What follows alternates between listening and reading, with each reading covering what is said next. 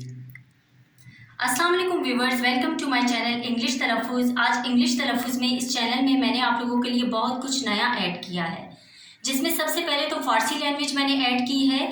बहुत से लोग हैं जो चाहते हैं कि फ़ारसी लैंग्वेज को लर्न करें, सीखें। उनके पास बहुत से प्लेटफॉर्म्स हैं। जैसा कि हम जानते हैं, सोशल मीडिया एक बहुत बड़ा प्लेटफॉर्म है जिस पे हम ये सीख सकते हैं डिफरेंट लैंग्वेजेस। सो यूट्यूब भी एक ऐसा ही प्लेटफॉर्म है, इसीलिए मैंने अपने चैनल में ऐड किया है फ़ारसी लैंग्वेज को। फ़ारसी लैंग्वेज के सबसे पहले हम बेसिक वर्ड्स देखेंगे, उसके बाद हम फ्रेजेस पे जाएंगे एंड आफ्टर दैट हम सेंटेंसेस पे जाएंगे। आज की वीडियो पे जाने से पहले मैं आप लोगों को ये ज़रूर कहना चाहूँगी कि आप लोग चैनल को सब्सक्राइब ज़रूर करें और बेल आइकन को क्लिक करना ना भूलिएगा, ताकि नई आने वाली सारी वीडियोज़ आपको टाइम टू टाइम मिलती रहें। So let's start the video. Farsi में सबसे पहले मैंने ग्रीटिंग से स्टार्ट लिया है व्यूवर्स।